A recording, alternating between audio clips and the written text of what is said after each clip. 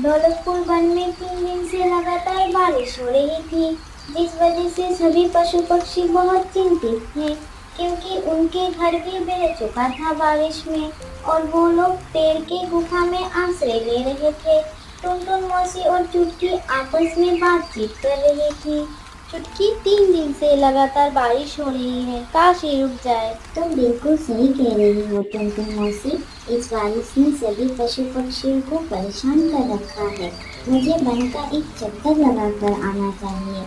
शायद किसी को मदद की जरूरत हो।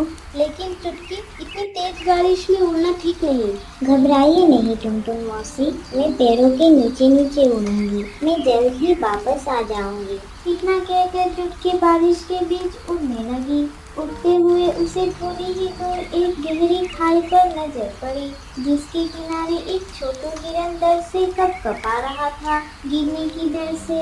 अरे, ये तो एक छोटा सा हिरन है, लगता है फंस गया है। चुटकी ने अभी ये सोचा ही था कि उसकी नजर उसी खाई के पास छुपते हुए एक दारूनी बाग पर पड़ी। ये दारूनी बाग, ये हमारे वन का तो नहीं लगता। मैं इस वन के हर प्राणी को जानती हूँ। ये किसी दूसरे वन से आया हुआ लगता है और ये ठीक उसी जगह छिपा है जहाँ ये मासूम हिरन का बच्चा फंसा हुआ है। कहीं इसकी नजरें इस बच्चे पर तो नहीं है। डर तो चुटकी को भी लगा, लेकिन चुटकी ने हिम्मत दिखाई। वो सावधानी से उड़कर उस दारूनी बाग के पास पहुंची, एक सुरक्षित दूरी बनाते हुए। नमस्ते, तुम कौन हो? मैं इस वन के हर प्राणी को जानती हूँ। तुम यहाँ के तो नहीं लगते। दारूनी बाग ने अपनी आवाज में दहाड़ते हुए और भयंकर आंखें दिखाते हुए चुटकी की ओर घुमाई। उसकी आवाज में एक अजीब सी मिलावट थी, आधा डर आधा अहंकार। तुम सही कह रही हो छोटी चिड़िया, मैं इस वन का नहीं हूँ, मैं पड़ोस के वन से हूँ। गुजरते वक्त यहाँ भयंकर बारिश शुरू हो गई, इसीलिए मैं यहाँ छिप गया। बारिश रुकते ही मैं चला जाऊंगा। तुम्हें मेरे होने से कोई खतरा नहीं है। चुटकी ने उसकी बातों को सुना, लेकिन उसका मन उस पर विश्वास नहीं कर पा रहा था। फिर भी उसने डरते हुए कहा, ठीक है, बस यहाँ के नियमों का पालन करना। इतना कहकर वो तुरंत उस छोटे हिरन के बच्चे की ओर लौट आई। उसका सबसे पहला काम उस मासूम की जान बचाना था। बेटा, तुम यहाँ क्या कर रहे हो? तुम्हारा नाम क्या है? तुम्हारी माँ कहाँ है? बच्चे ने रोते हुए टूटी फूटी आवाज में जवाब दिया, मेरा नाम चिंटू है। मैं यहाँ खेल रहा था कि तभी बहुत जोर से बारिश आ गया और मैं फंस गया। मुझे बचा लो प्लीज आंटी, मुझे बहुत डर लग रहा है। घबराओ मत चिंटू, मैं तुम्हें बचा लूंगी, बस हिम्मत रखो। चिंटू का रोना और भी बढ़ गया। मेरी माँ ने मना किया था इस खाई के पास आने को। उन्होंने कहा था कि बारिश में ये जगह बहुत खतरनाक हो जाती है, लेकिन मैंने उनकी बात नहीं मानी। तुम्हें माँ की बात माननी चाहिए थी। अब चलो। चुटकी चिंटू को लेकर थोड़ी ही दूर गई थी कि अचानक घबराई हुई आवाज सुनाई दी, चिंटू, चिंटू तुम कहाँ हो बेटे? एक पल बाद चिंटू की माँ बोरी हिरनी तेजी से वहाँ आई। उसकी आंखें डर और चिंता से भरी हुई थी। जैसे ही उसकी नजर चिंटू पर पड़ी, उसके चेहरे पर राहत की लहर दौड़ गई। चिंटू, मेरे बच्चे, तुम कहाँ चले गई थी? मैं तुम्हें ढूंढ ढूंढ के परेशान हो गई थी। मुझे डर था कि कोई जानवर तुम्हें शिकार न कर ले। गोरी बात पूरी किए बिना ही चिंटू को अपने गले लगा लेती है। अपनी माँ को देखकर चिंटू फुट फुट कर रोने लगा। माँ, मैंने गलती कर दी। मैंने आपकी बात नहीं मानी और खाई के पास चला गया।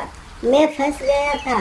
इस आंटी ने मेरी जान बचाई। माँ, मैं वादा करता हूँ, अब मैं हमेशा आपकी बात मानूंगा। गोरी ने चुटकी की ओर देखा। उसकी आंखों में आभार के आंसू थे। तुम्हारा बहुत बहुत शुक्रिया प्यारी चिड़िया, तुमने मेरे बच्चे की जान बचा ली। मैं तुम्हारी ये एहसान कभी नहीं भूलूंगी। चुटकी ने मुस्कुराकर जवाब दिया, कोई बात नहीं गोरी, ये तो मेरा फर्ज था। अब तुम इसे लेकर घर जाओ। जब तक ये बारिश पूरी तरह से ना रुक जाए, इसे बाहर मत आने देना। गोरी ने सिर हिलाया और चिंटू को अपने साथ लेकर अपने घर की ओर चल दी। चुटकी ने राहत की सांस ली और अब वो टुनटुन मौसी के पास जाने के लिए उड़ान भरने को तैयार हुई।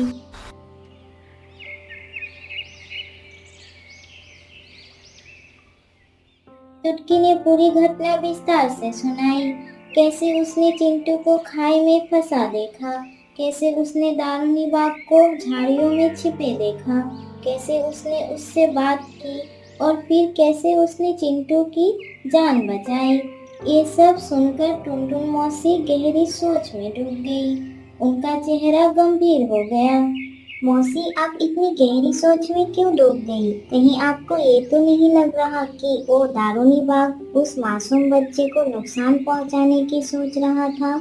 मुझे नहीं पता चुटकी, लेकिन कुछ तो ठीक नहीं लग रहा। एक शिकार जब शिकार के इतने करीब होकर भी शिकार ना करे, ये थोड़ा अजीब है। अरे नहीं मौसी, आप ज्यादा सोच रही हैं। वो तो खुद डरा हुआ छिपा था। उसने कहा था कि बारिश रुकते ही चला जाएगा। उसने मेरी बात भी मान ली। लेकिन चुटकी, तुम उस पर नजर रखना। मुझे उसकी हरकत में छल की एक झलक दिखाई दे रही है। जरूर मौसी, मैं आपकी बातों को ध्यान में रखूंगी। लेकिन चुटकी के दिल अभी भी अपनी बहादुरी की खुशी में डूबा हुआ था। अगले दिन आखिरकार बारिश रुक चुकी थी। सूरज की किरणें बादलों को चीरती हुई धरती पर आ रही थी और पूरा वन फिर से जीवंत हो उठा था। पक्षी चहचहा रहे थे और जानवर अपने अपने बिलों और गुफाओं से बाहर निकलकर धूप सेक रहे थे। चुटकी एक टहनी पर बैठकर धूप का आनंद ले रही थी, अपने भीगे हुए पंखों को सुखा रही थी। तभी उसकी सहेली नूर बहुत ही घबराई हुई और तेजी से उड़ती हुई वहां आई। चुटकी, तुम यहाँ बैठी हो? तुम्हें पता है वहाँ एक बेचारी गोरी हिरनी फुट फुट कर रो रही है। उसका बेटा चिंटू कल रात से घर नहीं लौटा है। क्या ये कैसे हो सकता है? कल तो मैंने ही उसे उसकी माँ के साथ घर जाते हुए देखा था। मुझे नहीं पता, लेकिन वो बहुत दुखी है। उसका कहना है कि सुबह वो उठी तो चिंटू अपने बिस्तर पर नहीं था। चलो, हमें तुरंत वहाँ जाना चाहिए। दोनों तेजी से उड़कर वो स्थान पर पहुंची जहाँ गोरी हिरनी बैठी हुई थी। वो सचमुच बहुत रो रही थी। उसकी आंखें सूजी हुई थी। दोनों तेजी से उड़कर वो स्थान पर पहुंची जहाँ गोरी हिरनी बैठी हुई थी। वो सचमुच बहुत रो रही थी। उसकी आंखें सूजी हुई थी। गोरी, क्या हुआ? तुम इतनी परेशान क्यों हो? ओ चुटकी, कल तुमने चिंटू को बचाया और मैं उसे लेकर घर आ गई। रात में वो सो गया, लेकिन सुबह जब मैं उठी तो वो गायब था। मैंने पूरा वन छान मारा, हर जगह ढूंढा, लेकिन वो कहीं नहीं मिला। ओ मेरा बच्चा, कहीं उसे कोई जानवर खा तो नहीं लिया? ये कहते ही वो और जोर जोर से रोने लगी। चुटकी का दिल धड़क रहा था। उसे तुरंत कल वाला दारूनी बाग याद आया। घबराओ मत गोरी, मैं और नूर तोती उसे ढूंढते हैं। मुझे पता है कहाँ से शुरुआत करनी है। चुटकी तुरंत उड़ी। उसका इरादा सीधा उस खाई की ओर जाने का था और वहाँ वो दारूनी बाग वही था। आराम से एक पेड़ के नीचे लेटा हुआ था, मानो उसे दुनिया की कोई चिंता ही ना हो। चुटकी का गुस्सा 7वें आसमान पर था। वो सीधे उसके पास पहुंची और गुस्से से पूछी, तुमने एक छोटे हिरन के बच्चे को कहीं देखा है? वही जो कल इसी खाई में फंसा हुआ था। और तुम तो कह रहे थे बारिश रुकते ही तुम चले जाओगे। तुम अभी भी यहाँ पे ही हो? बाघ ने आंखें खोली और चुटकी की ओर एक गुस्से से दहाड़ते हुए देखा। मैंने किसी हिरन को नहीं देखा। और हाँ, तुम इस तरह से क्यों पूछ रही हो, जैसे तुम इस वन की रानी हो। मैं अगर चाहूँ तो तुम्हें अभी मार सकता हूँ, लेकिन इस बार छोड़ रहा हूँ और मैं जब चाहूँगा तब यहाँ से जाऊँगा। तुम्हें मुझे बताने की कोई जरूरत नहीं है, छोटी सी चिड़िया। चुटकी ने देखा कि उसकी आंखों में एक चालाकी और झूठ था। उसने मन ही मन सोचा, मुझे तो इस दारूनी बाग पर बहुत शक हो रहा है। ये झूठ बोल रहा है। मुझे बनराज शेर से शिकायत करनी ही होगी। बिना एक शब्द कहे चुटकी और नूर वहाँ से उड़ गई। चुटकी वहाँ पहुँची और उसने सारी बात विस्तार से बताई। चिंटू का गायब होना, गोरी का रोना और दारूनी बाग पर उसका संदेह। महाराज, मुझे उस दारूनी बाग पर बहुत शक है। मेरा मानना है कि उसने ही चिंटू को उठा लिया है। बनराज शेर को गुस्सा आ गया।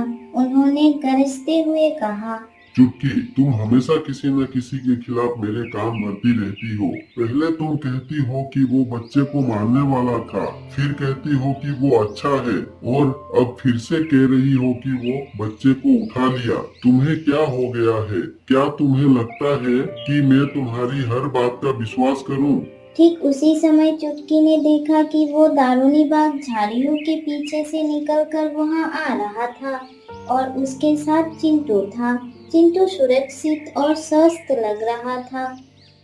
चुटकी ने हैरानी से उस दृश्य को देखती रह गई। उसके मन में एक पल के लिए खुशी की लहर दौड़ी कि चिंटू सुरक्षित है, लेकिन फिर उसे एहसास हुआ कि ये सब कुछ गलत साबित हो रहा है। दारूनी बाग बनराज के सामने आकर बोला, महाराज, जब मुझे पता चला कि ये बच्चा खो गया है तो मैं उसे ढूंढने निकल गया। मैं जानता था कि ये चुटकी मेरे खिलाफ आपकी कान भरेगी, इसीलिए मैंने आपको पहले ही सब कुछ बता दिया था कि मैं यहाँ का नहीं हूँ। मैंने इस बच्चे को वन के दूसरे ओर पाया भटकता हुआ और सीधे इसको आपके पास ले आया। इस चुटकी के कारण ही दूसरे वन का कोई भी प्राणी यहाँ आना नहीं चाहता। वो हमेशा ही झगड़ा करती रहती है। और तुम कह रही थी कि इसने बच्चे को उठा लिया। देखो, इसने तुम्हारे आने से पहले ही इसे यहाँ लौटा दिया। तुमने एक मेहमान पर झूठा आरोप लगाया है। तुम्हें सजा मिलनी चाहिए। बिना किसी और सुनवाई के बनराज ने अपने सिपाहियों को आदेश दिया और चुटकी को एक पिंजरे में बंद कर लिया। बनराज ने दारूनी बाग से कहा, तुम जितने दिन चाहो यहाँ रह सकते हो। तुम इस वन के स्वागत योग्य हो। ये सब देखकर नूर तोती बहुत दुखी हुई। वो तुरंत उड़कर टुनटुन मौसी के पास पहुंची।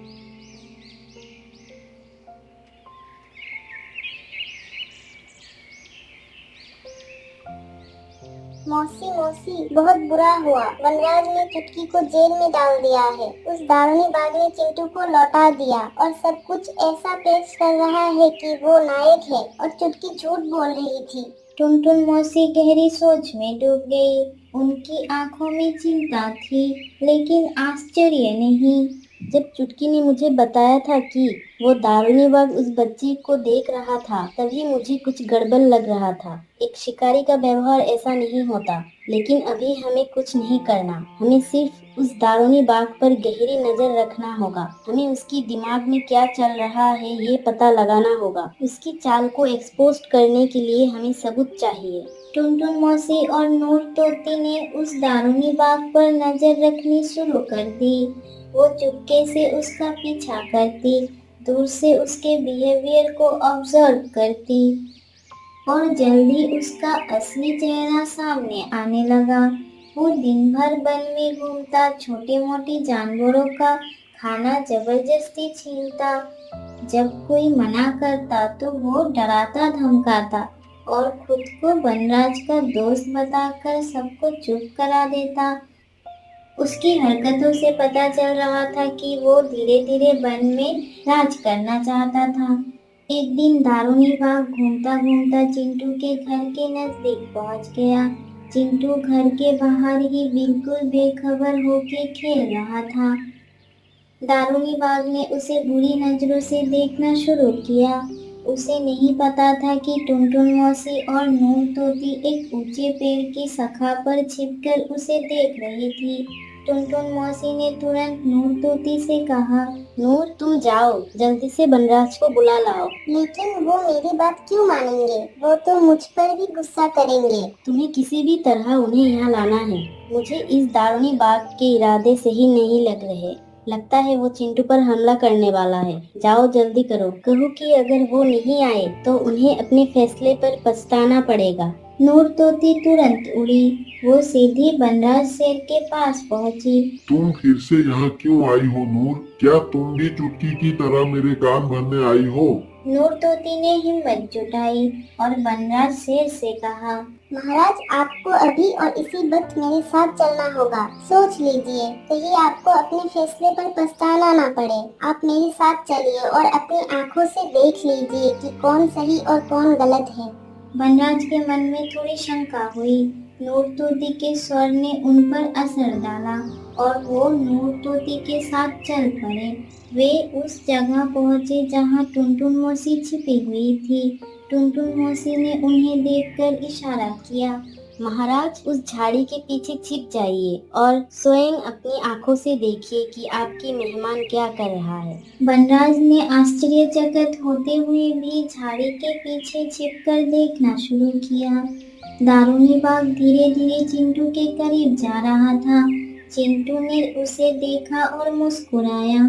नमस्ते दारूनी बाग अंकल, पिछली बार आपने ही मुझे बनराज के पास पहुंचाया था ना, आपको बहुत शुक्रिया। दारूनी बाग के चेहरे पर एक भयानक मुस्कान आई। उसने अपनी आवाज को डरावना बनाते हुए कहा, मूर्ख बच्चे, वो तो मेरी एक चाल थी। मैं जानता था कि चुटकी तेज दिमाग की है। मैंने उसे फंसाने की योजना बनाया था।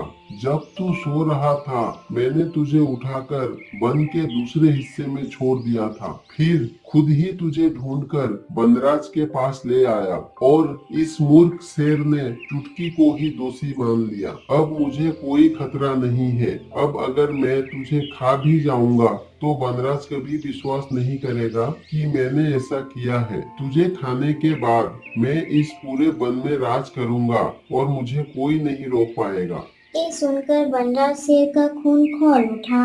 उन्होंने जो कुछ सुना उससे उन्हें अपनी गलती का एहसास हो गया।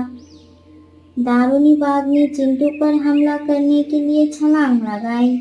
वो झाड़ियों के पीछे से निकलकर सामने आए। उनका रौद्र रूप देखने लायक था।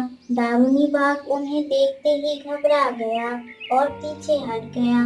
बनराज गरजते हुए बोले, अच्छा, तो ये थी तुम्हारी चाल। तुमने मेरे सबसे विश्वसनीय पक्षी को मेरे ही हाथों कैद करवाया।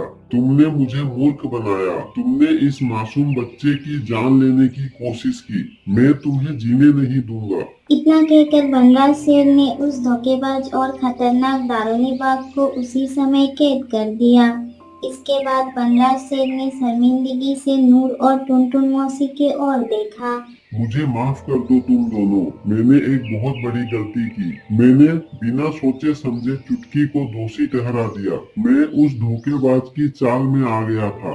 कोई बात नहीं महाराज, वो दारूनी बाग बहुत ही चतुर और धोखेबाज था। उसने अपनी चालाकी से आपकी आंखों पर पट्टी बांध ली थी। अब अपने सच्चाई जान ली है, बस इतना ही मायने रखता है।